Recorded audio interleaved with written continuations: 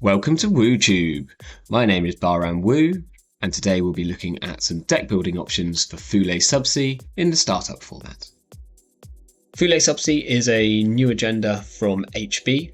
It is a 45-15, and it says whenever a runner steals an agenda, do 1 core damage unless they spend a click and 2 credits. So we look at Thule in 2 ways. One, either we're trying to give the runner core damage and trying to take advantage of that, or we're trying to tax them out by clicks and credits. So let's look at core damage first. There's some various core damage options which came along in Parhelion, and these are all legal in startup currently. We have Mr. Hendrick, who is an asset who is either going to give you a core damage or take away all of your clicks, and if you have no clicks left, then he's going to give you a core damage as long as he is installed. We have Hypoxia, which is some purple tag punishment that will give a core damage. It will also take away a click. We have Bloop, which is a new ice. It's quite strong. It's a little bit challenging to get through, and that has the chance of doing a core damage with its first subroutine. Can also trash some programs. Dupe Stack Grid is a decent way of giving a guaranteed core damage as long as you can score agendas that have been installed on it. And then finally, Nightmare Archives, which the runner will have the choice to either take a core damage if they access it from anywhere, or they can add it to the agenda area with a -1 agenda point. I think a little trap which a few people I've seen fall into is they try to add too many of these cards into their decks and end up with a game plan which isn't very streamlined.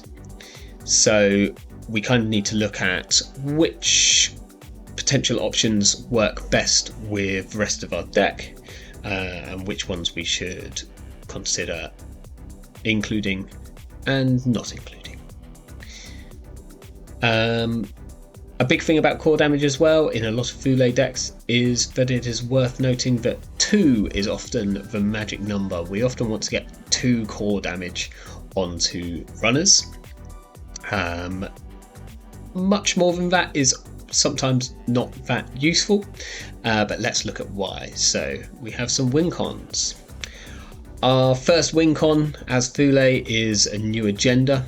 It's a 4-2 agenda, or starts off as a 4-2 agenda called Ontological Dependence. This agenda gets -1 requirement for each core damage the runner has taken this game. And this is probably the strongest win con that Thule has, and the best reason for runners to not be taking core damage against them. Otherwise, they can just start scoring out these agendas as 2-2s, 1-2s, or even a 0-2 at the most extreme levels. This is a free of in every Thule deck. I think there's almost no reason to not play this, as it's probably the best reason to not take core damage against Thule. We also have End of the Line, which is a meat damage card, which in return for a tag, we can do 4 meat damage. Now, 4 meat damage is not usually lethal, as a runner's hand size is 5, but if we do a couple of core damage in there, then the runner's hand size is going to be down to 3 without specific tech being installed, and all of a sudden End of the Line can become a very relevant win con. Now, both of these, you'll notice kind of 2 core damage is the key point to get to here. If we can get the runner to 2 core damage, then we can score an Ontological Dependence from hand as a 2-2, and we can also get a lethal with End of the Line. So that's usually kind of the amount of core damage which we want to aim for in a Thule deck. There are some other options though. Other win cons, we might just want to grind the runner down. So we have Snare, which actually has some good. It has a.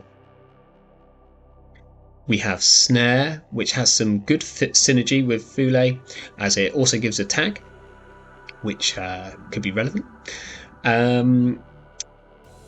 and does free net damage, which can be pretty lethal if we're a runner with very small hand size.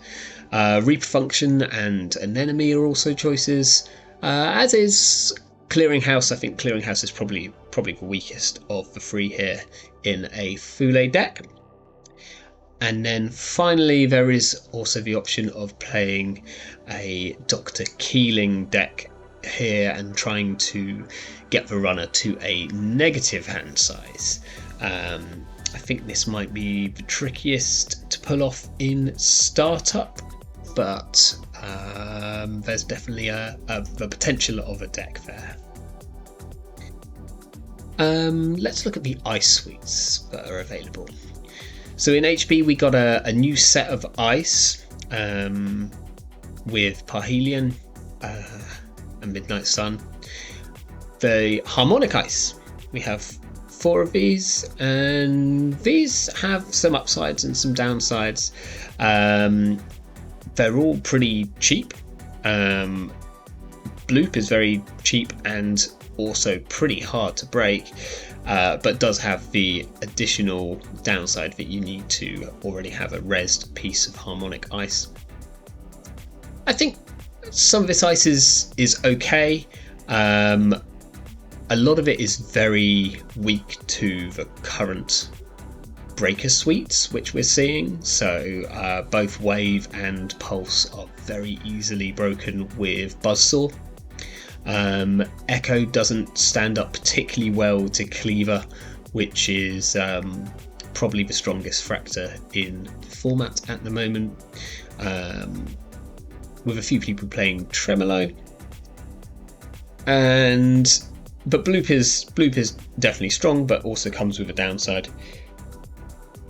I think if you're leaning really hard onto the harmonic suite, unfortunately your ice becomes very, very thin in the mid to late game, and doesn't really hold up at that point. And HB does have a completely other suite of ice which I think works brilliantly in Thule. So we also have the Biroid ice. This includes 2 big boys on the side of the screen here. We have Bran and Ansel, and I think these are 2 of the best ice in the format currently. Ansel has probably the most relevant face checks.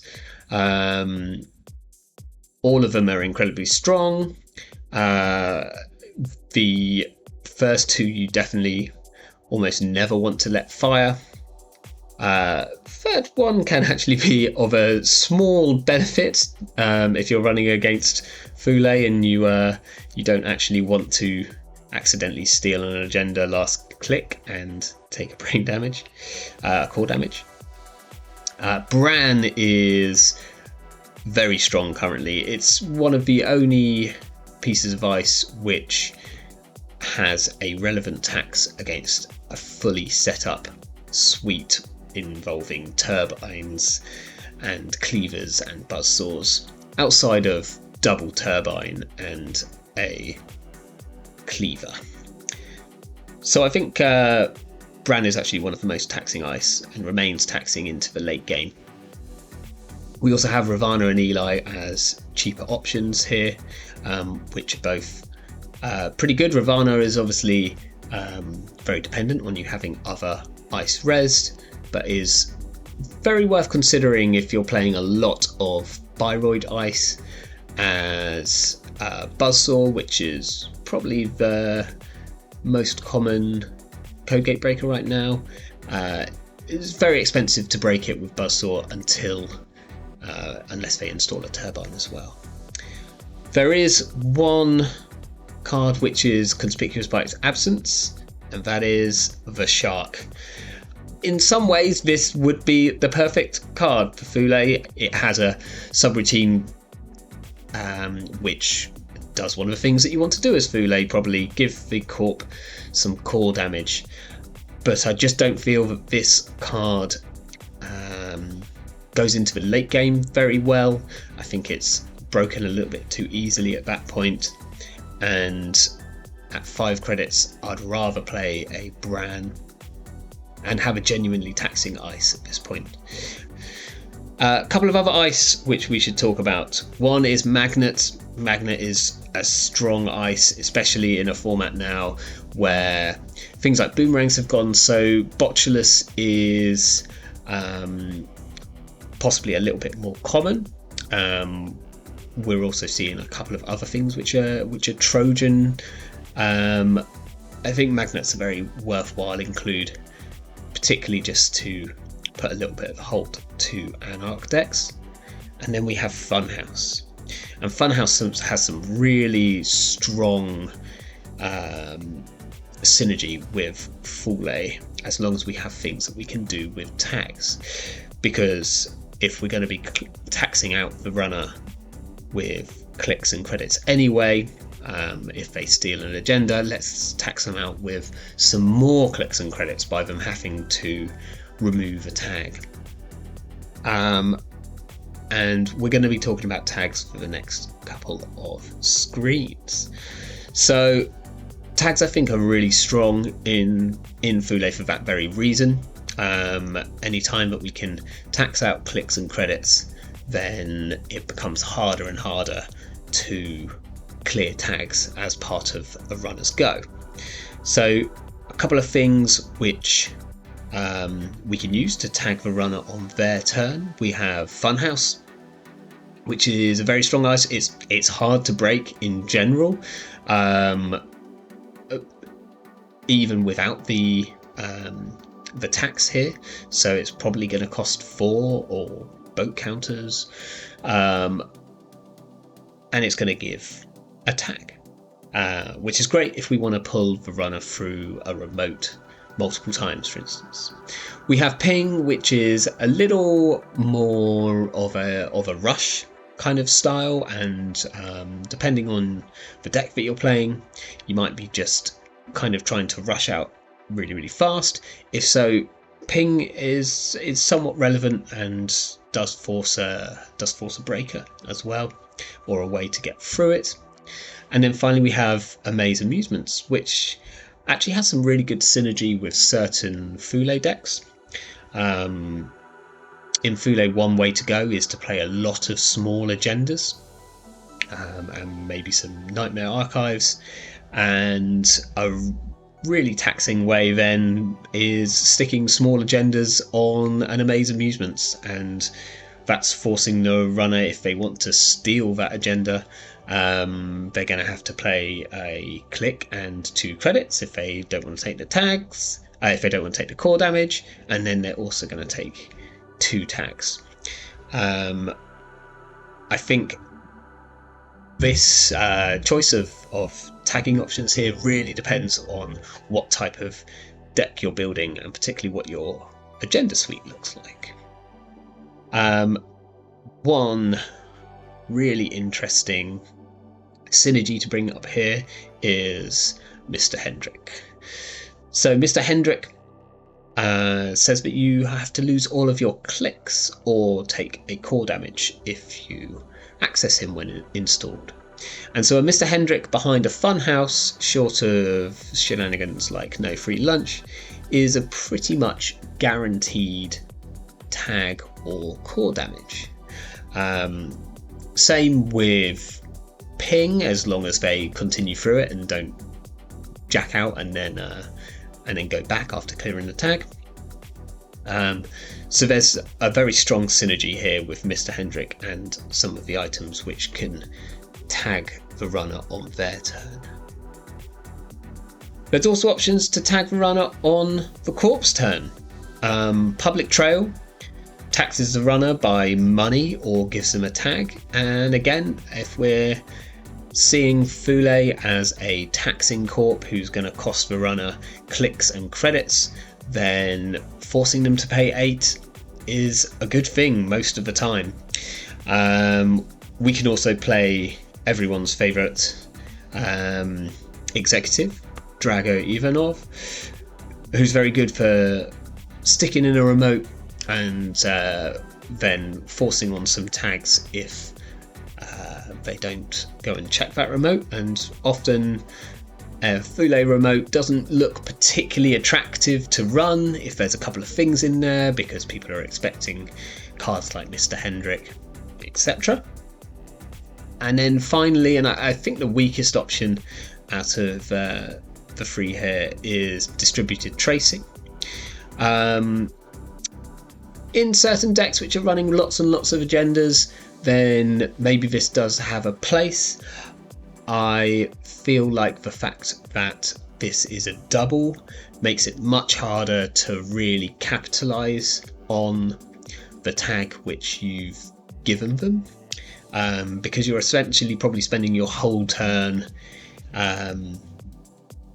giving them a tag and then using whatever tag punishment you have, rather than public trail where you probably got a click left and maybe you can then do something else like jam an agenda or set up a remote or something along those lines. So what do we do once we've given the runner some tags? 2 cards which come straight to mind. We've got Hypoxia, mentioned earlier, so this is going to give the runner a core damage, which is very good for our game plan in general. It also removes 1 click, which is actually pretty relevant when they already have a tag, and so next turn one of their clicks is likely going to have to be to clear that tag, and then they only have 2 clicks left to do stuff, which is why I like to be able to maybe jam an agenda or do something else on my turn after I've played this. And then we also have Retribution, which is potentially very strong. We have some other cards, some ice, which has sort of rig shooter type effects in Ansel and Bloop. We could even play more of them. There's things like Roto Turret in Faction. This is incredibly powerful against particularly Padma decks who just want to get a boat down and then run for free, and getting rid of their boat is pretty powerful. But this is good against pretty much any runners. There's almost always going to be a program or a bit of hardware which you think is going to slow the runner down if you get rid of it. And then finally we have End of the Line. So this is a potential win con if the runner is on few enough cards. There's a nice synergy here with Hypoxia and End of the Line, where often the runner will end on 4 cards, thinking that they are safe to an end of the line, but if you can public trail into Hypoxia to give them a core damage, that will bring them down to 3 cards, which then potentially makes end of the line lethal. So with that in mind, let's have a little look at the deck list which I've been playing with. So to start off with, we have our agendas. I'm playing 10 agendas here, which means 1 sender message, 1 bifurcation.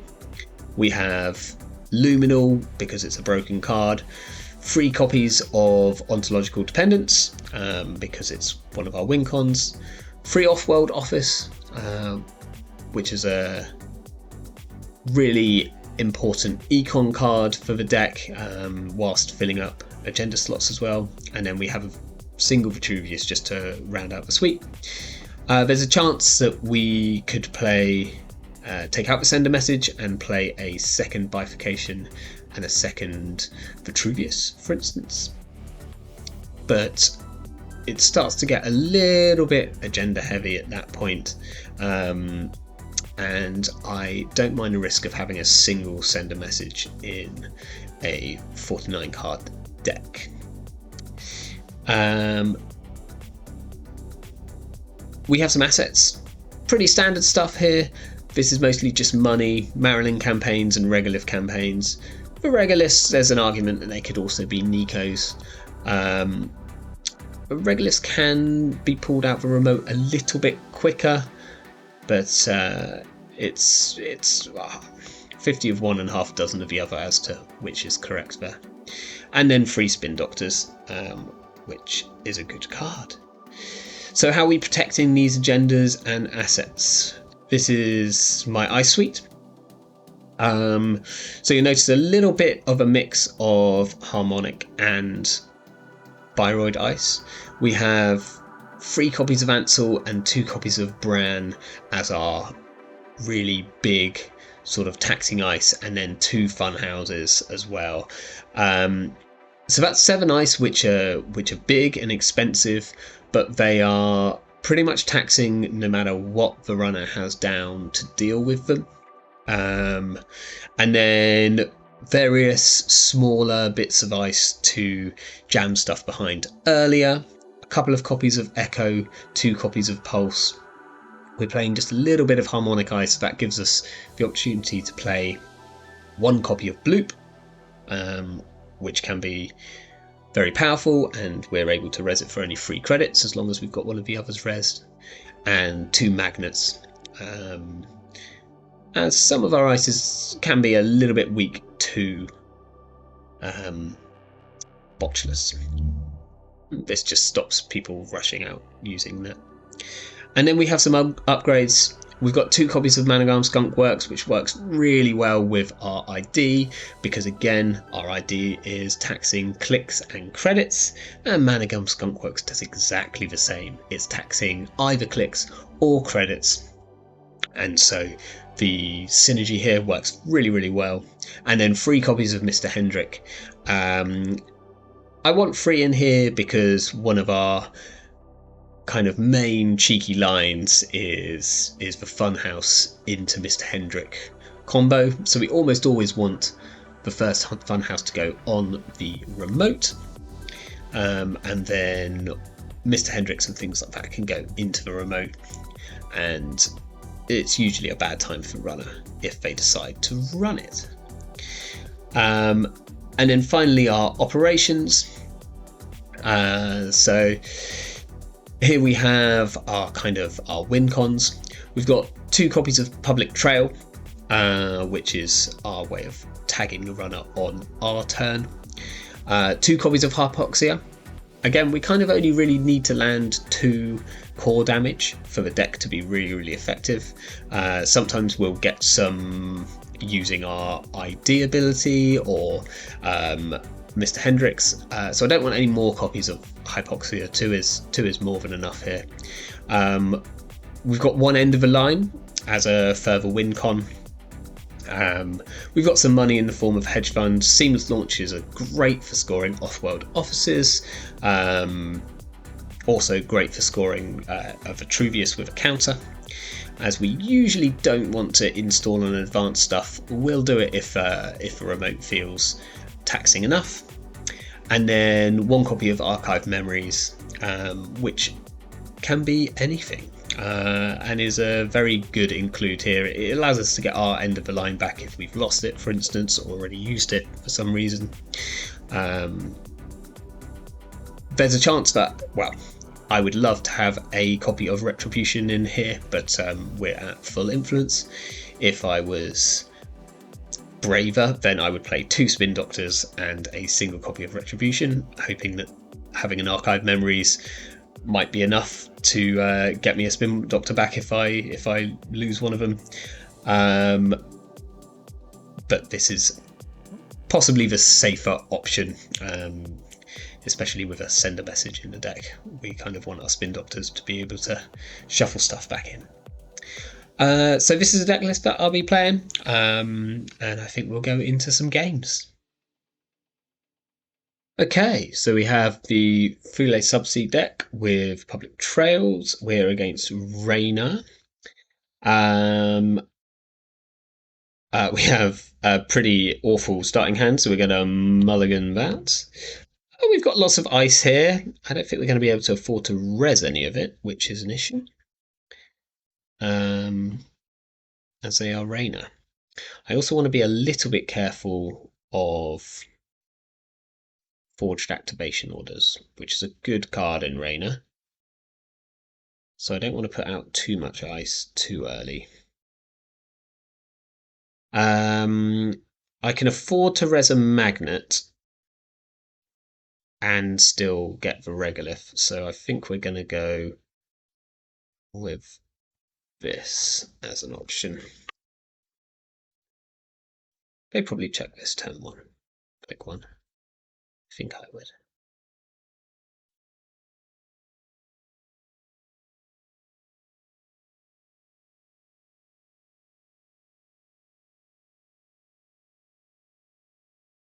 Okay, forcing magnet res. Cost us 4, but we can still afford the regolith. We can't botch us through this, which is good. So they're probably going to have to find something like a buzzsaw to deal with it. We've got a verbal plasticity, they've got their draw going. I think we're just going to take as much money from this as we can. I don't want to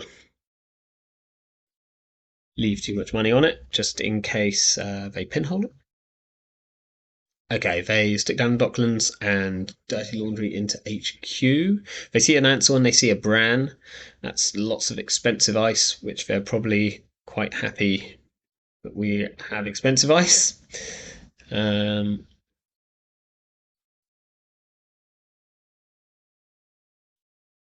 They're thinking on R&D here. So I guess maybe a possible trash.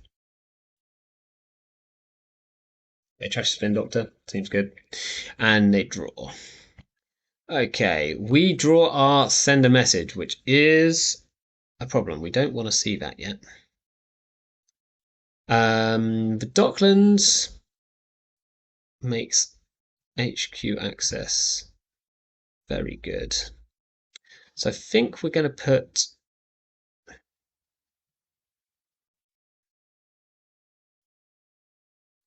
think we just put 2 Ansels out here.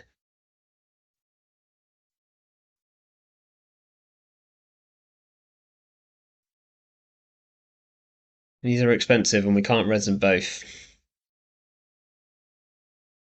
But at least if they click through the Ansel,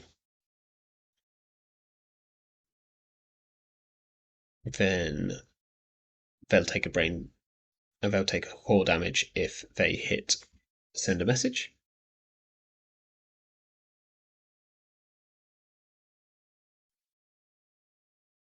I think ideally I want this Bran on the remote, so that's probably where it's going to go.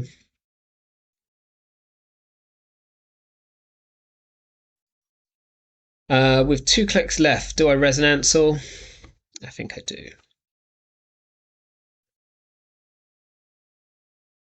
Let's see if we get to trash something here. I'd assume not. I think the verbal plasticity probably goes rather than Docklands.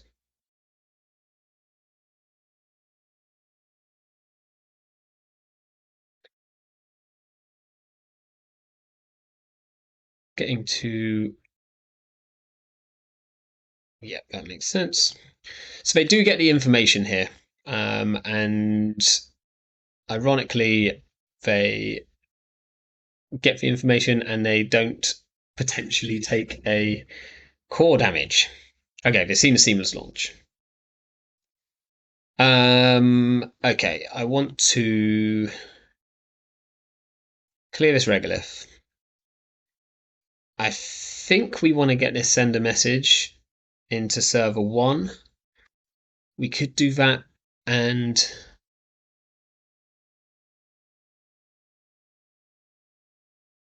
I think server 1 might be safe with this magnet.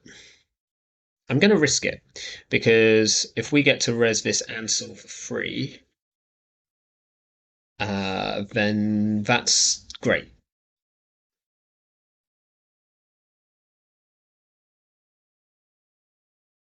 But we'll just see.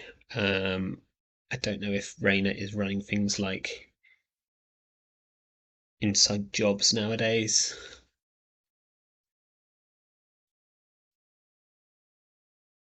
Forged activation orders here would be horrific.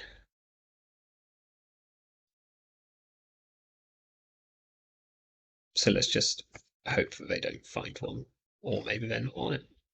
Okay, they're playing for the longer game, which is probably wise. They're on Matryoshka. Interesting. That kind of makes sense. So luckily they didn't find two of them. Otherwise, I think they could have just got in here. How greedy are we? There's a small chance that we put the Managarm down and we take some credits. No, no, it doesn't make sense. We're just going to get this Ansel resed.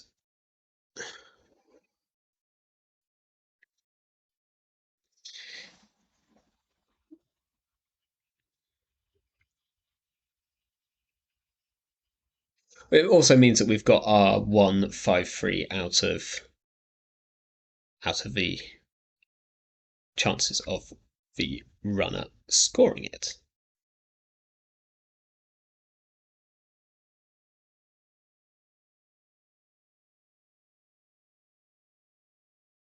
Okay, they've got a ferment going.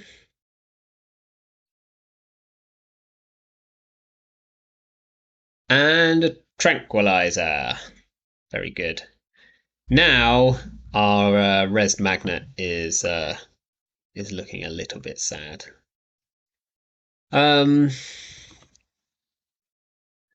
Okay, HQ's not particularly juicy at the moment, so we can start setting up this as a server. We'll see if we want to purge next turn. I can't keep purging, so there's a chance I have to let this one go.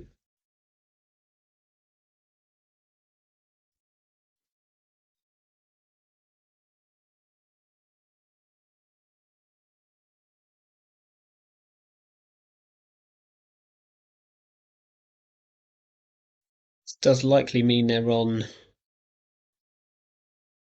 more tranquilizers as well, so maybe that's where their influence is going. Which gets a little scary, as a lot of our ice costs 6 to res and 7 with the rain additional credit. They lost a tread lightly, which makes sense, and a light to fire. Should actually be quite good for them. But well, it's good and it's bad. Right, let's see what we draw. Do we just want to purge? It would reset their fermenter, kind of. We'll reset the tranquilizer.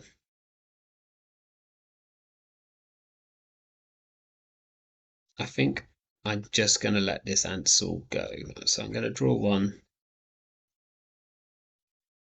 We'll put the Spin Doctor in the new remote and res it. And we'll put the off-world office in here.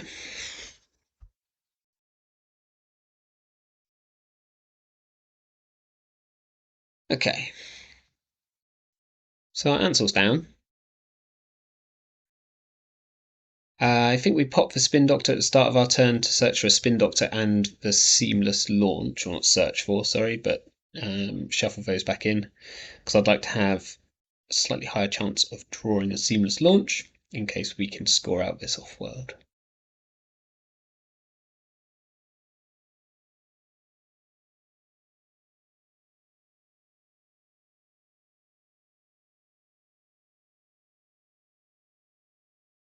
They have Scrubber. They're running HQ. They're going to see a lot of cards here. Nothing they can trash. Okay, they've seen the public trail on the end of the line.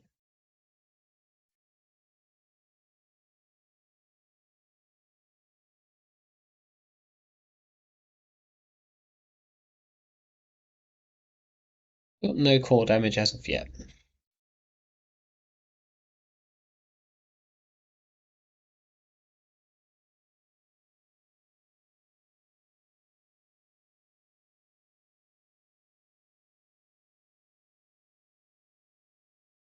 think they're probably considering whether they want to maybe pop this fermenter to be a little safer against the public trail.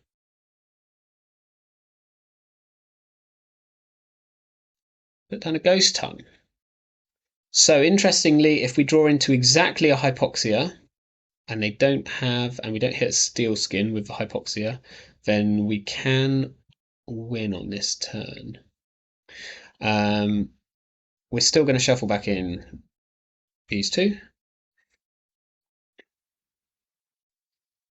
There's a pretty good chance that we can just score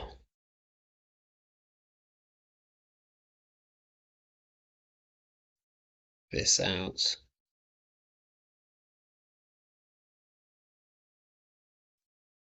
Let's put the brand in front of it. We can't really res this brand, but we won't tell them that.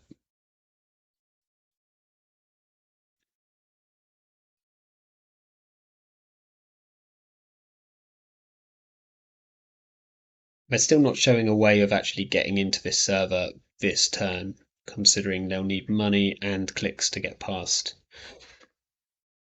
the skunk works, and they only have a single Matryoshka installed currently.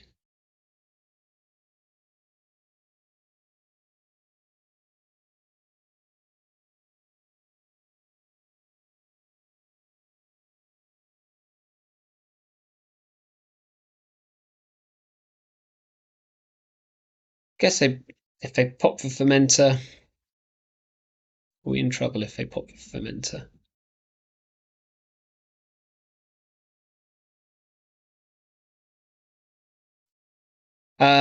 Okay, so they'll take a core damage here. I think. So I think we have them here because if they come through, I need 4, 5, 6, 7. I need 7 credits. Oh, that's awkward. I'm gonna have 8, 9, 10. Yes, I think this is just doable. 7, 8, 9.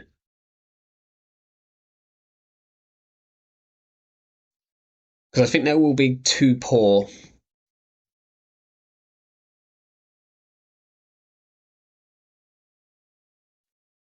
think they'll be too poor to stop the public trail, and they'll have taken 1 core, so they'll have a hand size of 3. So we're just going to let them break here.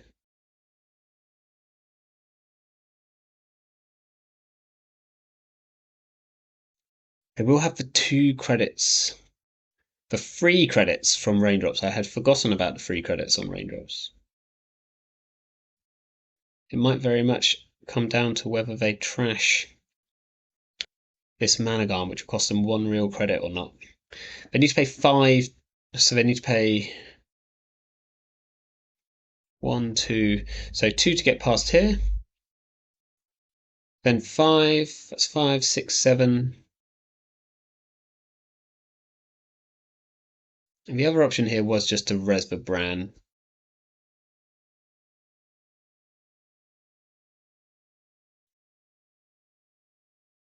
But I haven't done the exact maths.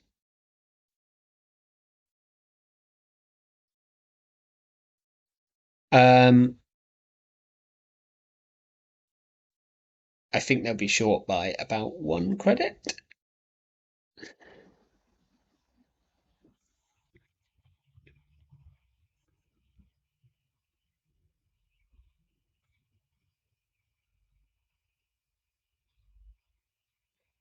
Let's see. So we'll res the skunkworks here. This will cost them 5, brings them down to 4 credits. They're going to gain 3. Yes, they're on exactly 7, and we can take a credit, public trail, end of a line. Okay, they just let it fire, which is also fine. That means that we can score out here, which is tempo positive. I think we probably get rid of the pulse here. It's the worst thing in our hand.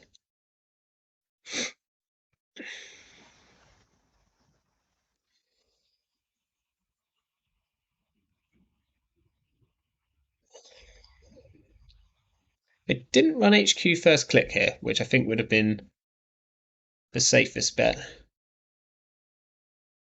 Do I res? This costs 1, 2, 3, 4, 5 for them to get through.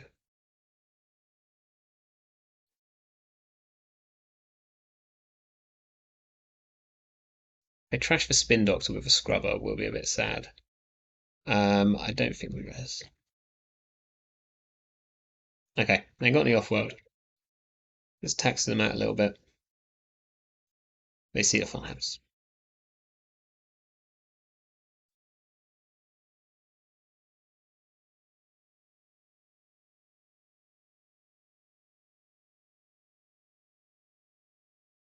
And they have another mid stand. They throw out Tread Lightning.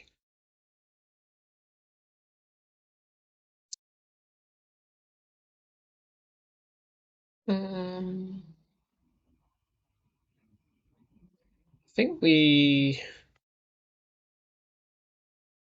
put down a spin doctor and res it. I'd like to actually force them through this remote using the spin doctor. So maybe we'll draw 1. We'll put the spin doctor in server 1. And then we'll hedge fund.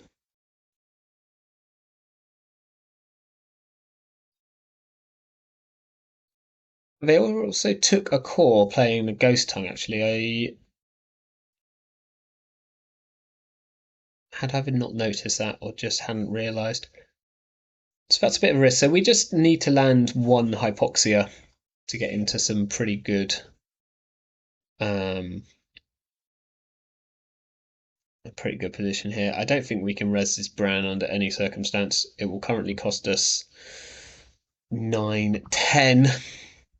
No, which is a shame because we're going to have to let this Managarm go and we're not going to be able to spin doctor it back.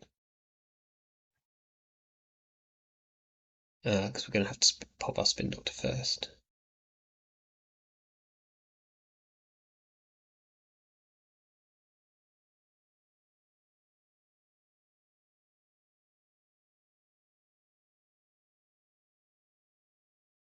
I think we might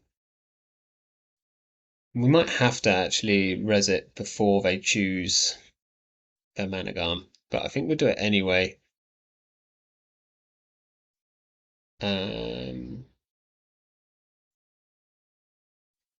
Okay, we're going to get back the Regolith because I want other stuff to jam in the remote. And we just get back the hedge fund.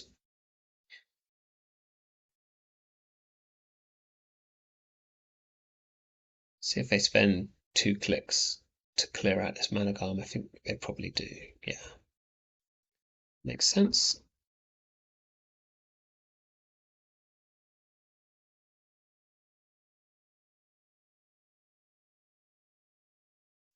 We possibly have a double public trail into end of the line play here, depending on what they do.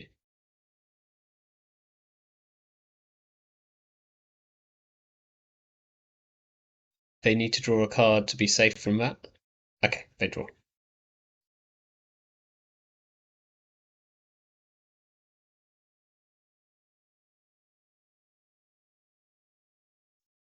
They throw out a Xanadu.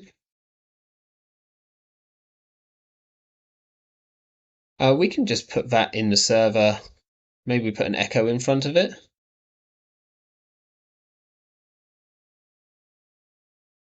In fact, I think if we just put that in a server, do we even need the echo?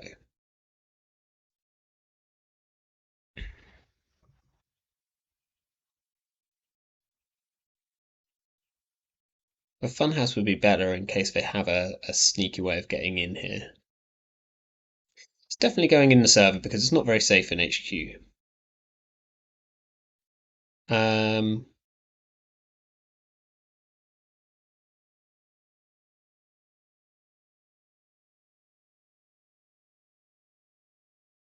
Might just put this in the server and click for 2. And I think we throw out bifurcation. Seems wrong, right? Do we just put the echo here? I think we just put the echo and we take a credit. This is a 3-2 right now. So I think we've got a pretty good chance of being able to score this.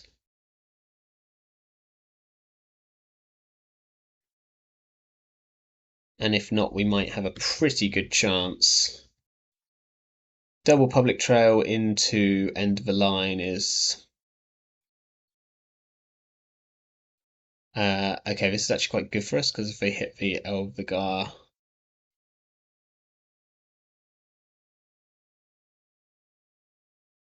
They see the scary combo.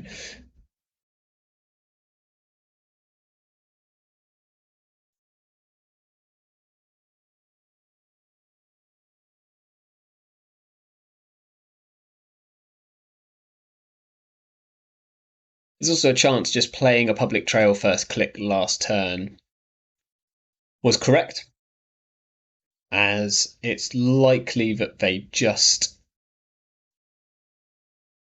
pay the 8, as they technically could at that point.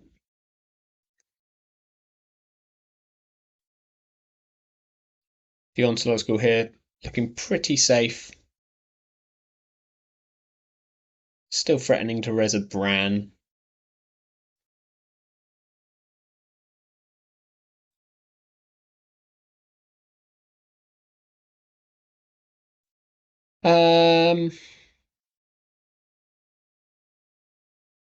What do we res here?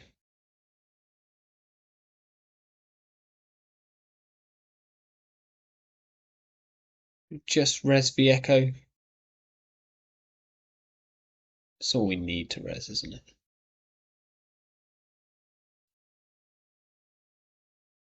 It's all we need to res.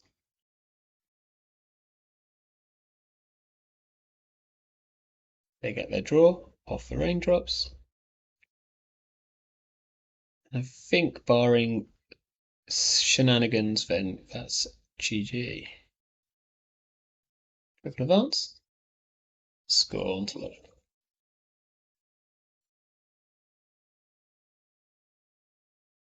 Thanks for the game.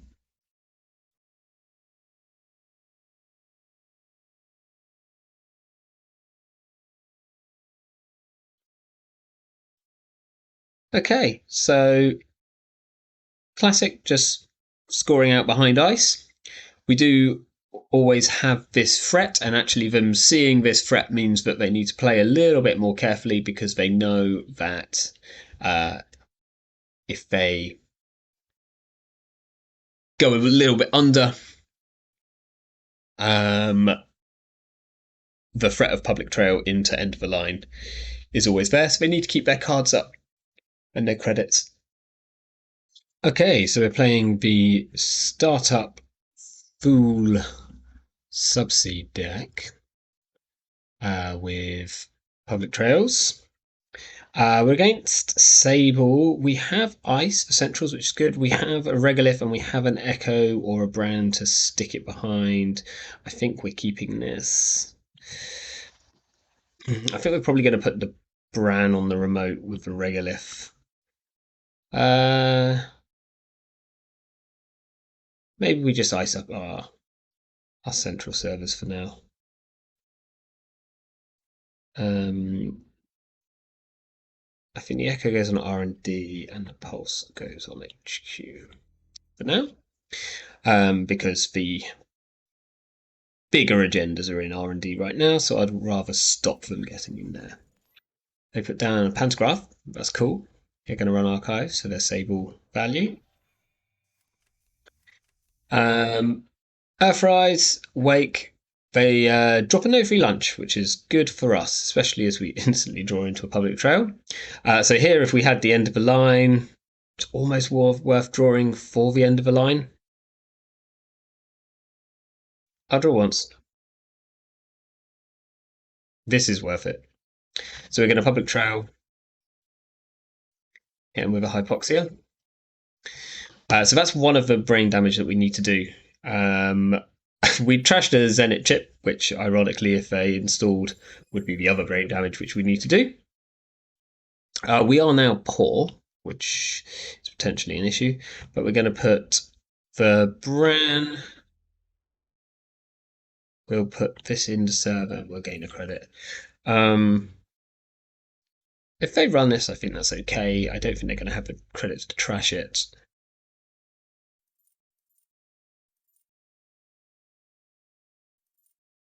Technically had the credits then, but there we go. I don't think they run piece of ice last. I'm only on 5 credits, maybe they would. Okay, the agendas are starting to pile up, but we're gonna take some money here.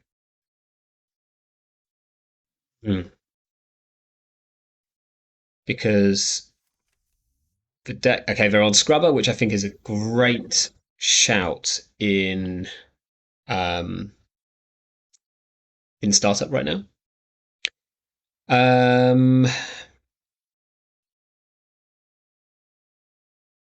Think I res here. They probably just click. I think it's still worth it. It costs them 2 clicks. We're gonna have to res it anyway. Stops them maybe running back anywhere else. No,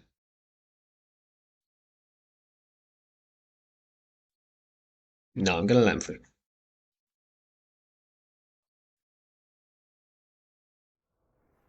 They want real credit.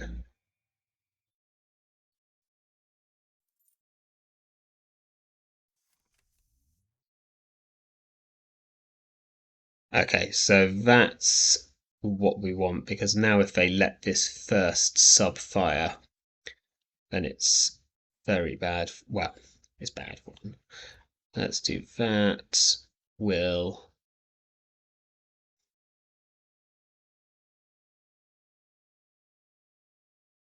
I think we can just score here. We'll just score a blank Vitruvius.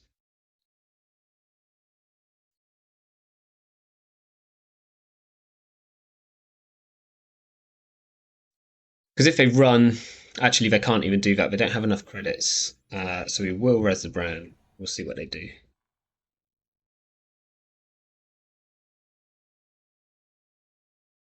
That makes sense. They're gonna. We could have let them continue because they actually would have to take the brain damage here. Maybe that's better. Our our ontologicals are then turned on, which would have been good.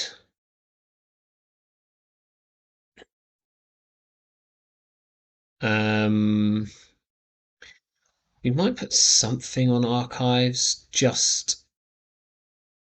I'm going to put something on archives just to take away the threat of them thinking that they can get free. So this is a very possible res here. I guess they just click through the first 2. They'll get a click back. Is this worth it?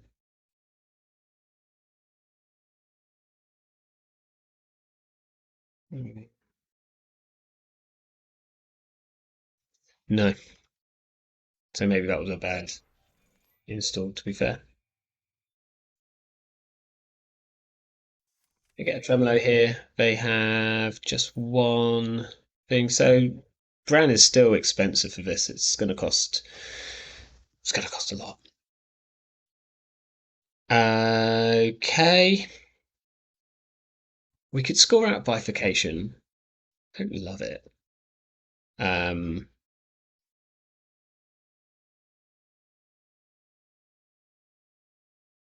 like a little bit more money before I start scoring out these. Tremolo deals with the echo pretty. Still paying 2 to get through an echo, which feels right. I think I just have to score here. But do you get a pantograph trigger? I forgot they're on pantograph. They install a pan weave. Excellent work. Losing their other pantograph. Do we res the echo here? I think we do res the echo. We want to potentially be able to threaten this boop at some point. Now it only costs them 1 to get through. Could potentially be free, but I think the Zenit chip would be their other option.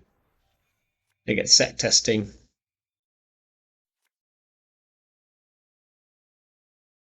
Feels a little rough.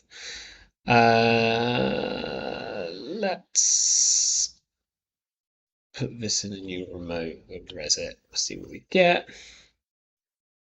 There is some money there, which is nice. I think I'm going to put the bifurcation behind the Bran, and I'm going to take it Reddit, and then we can throw out. I think I want to score this off-world. I think we throw out one of the Ansels.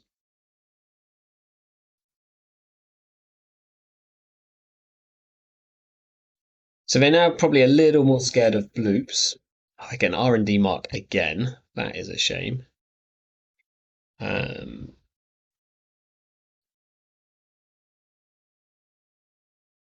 Interestingly, no, yeah, they get. I was going to say they don't have the credits. They do. They trash with a scrubber. It's got to feel good for them. Okay, we will shuffle back. I think we just want the hedge and a regolith at this point.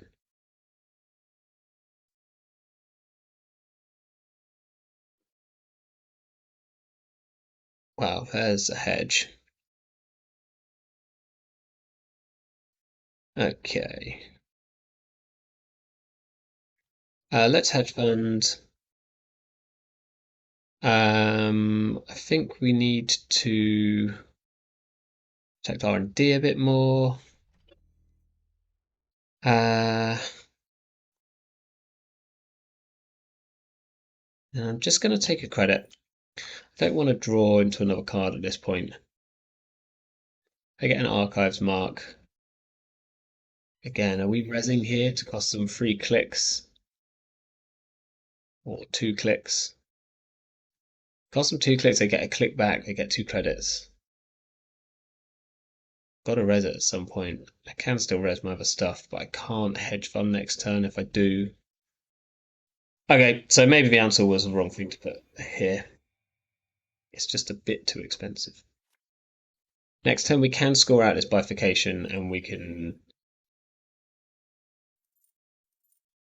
hedge. Okay, they have tunnel vision. Mildly scary. Tempting to try and get spin value off the bifurcation, but I don't think we will. So I don't want them to get an HQ mark. We won't de-res anything. They get a pantograph. That is interesting.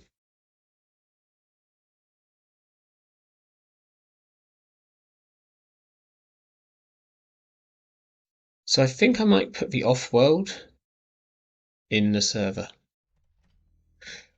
If they get a HQ mark here, then we're not looking great.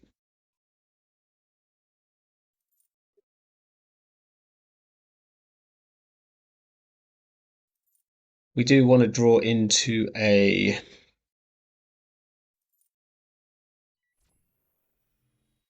Okay, they're taking probably just enough credits to break a bloop, I would assume.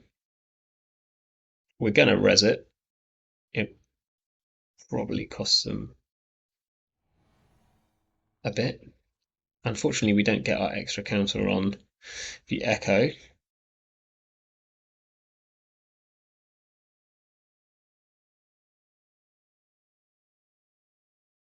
Okay, we've taken another core damage. Do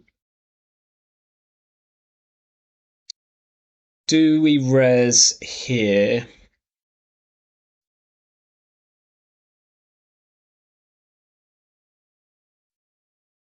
Uh, do we res here? I don't think we do.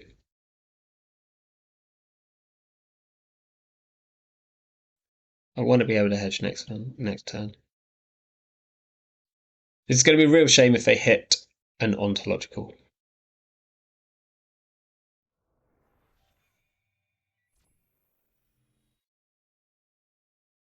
Oh, I can't quite afford to res this. And they know it. Fine. They get their sec testing money. We draw archive memories. Not great right now. I think we need to ice up. I think we're probably going to want the funhouse on the server, so we're going to put the Ansel on HQ.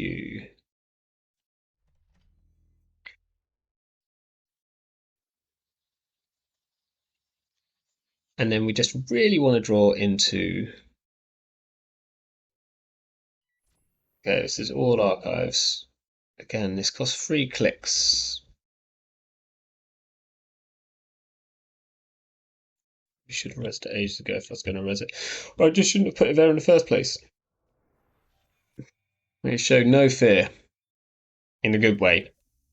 Okay, this is interesting. So the Echo is really bad now. They break it for 0. They also now break the Bran quite, like, reasonably efficiently.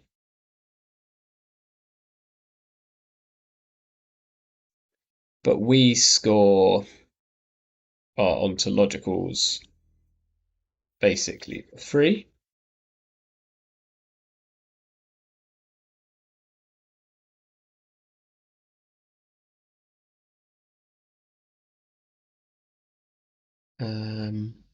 So they're going to get through this for 4 credits.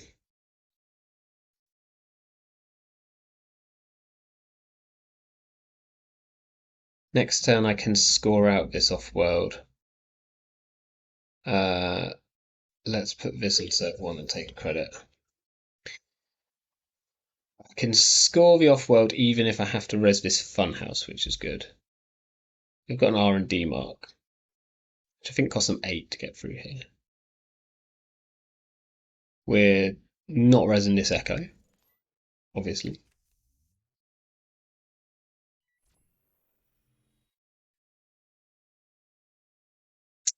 If I had 1 more credit, I'd be tempted to res here. But I don't. It's too much of a risk. Because I do need to be able to score out this off-world.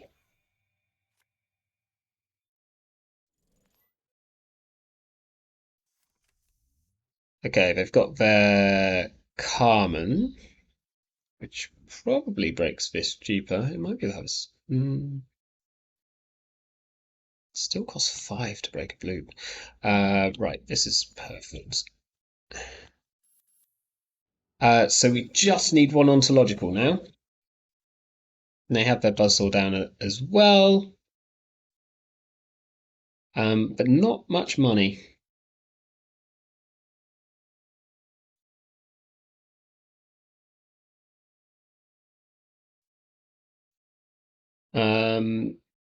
Next turn we'll probably draw. If they run a spin doctor, I might just let them trash it. They're going in here. The Ansel is 5 to break. 5. The pulse is 1. And it's not worth rezzing because it won't lose them a click. They're going to get a click and 2 back here. They're going to be able to trash some of our stuff. I am going to res. I need to keep them poor. Also, they've got a wake installed, so this we're not going to res because they don't have a click to lose, and that's the best thing about it. Oh, they get a pan weave as well. Forgot about that. Okay, they see the spin doctor. I assume they trashed the spin doctor. So I think we might spin back the spin now. There's nothing. We could spin back the spin and the seamless now, which puts a bit more threat on them having to run a remote.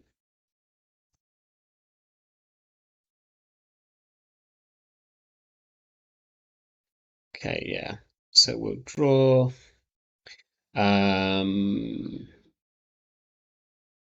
And we score out for the win, I think.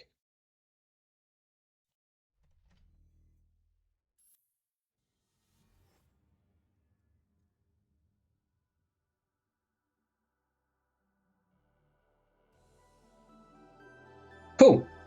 Yeah, so this size is taxing enough, even for once they're kind of efficient.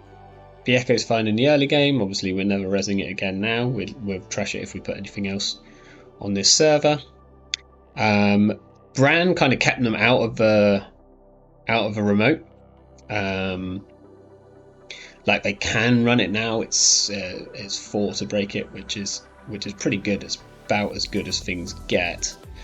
Outside of double turbine cleaver. But this one piece of ice was enough to deter them from running, because they don't really want to click through it in case they just run into an agenda and have to take a brain, or they run into a Hendrik. Okay, thank you everyone for watching this video on Thule deck building. For those of you who stuck around till the end, I have a little extra for you in the form of a bonus deck list. So this is a Thule deck which leans on Trieste model Biroids and a load of Biroid ice as a alternative wincon here. It's a little bit more janky. It needs to set up 2 remotes, one of which has got 2 pieces of Biroid ice on it, preferably something nasty like an Ansel, and something that is a bit more end to run, and a second servo which is probably just a single piece of ice, which will be your Trieste server. Essentially, you have your scoring server, you're going to put your agendas in there, and your also any anoetic voids, and potentially things like Marilyns and Nikos. And in the other server, you're going to put in either Triestes or Mr. Hendricks, or sometimes both. The plan being that before the runner checks the scoring server, then really they need to go and check the Trieste server. And if it happens to be a Mr. Hendrick, then they have to choose to either take brain damage or lose their whole turn, which means that you have a chance to score out in the other server. There's potentially something pretty disgusting here, but I'm yet to really refine it. But just a little bonus for you who's stuck around till the end. Anyway, thank you very much for watching. I've been Baa Ram Wu, and I'll see you another time.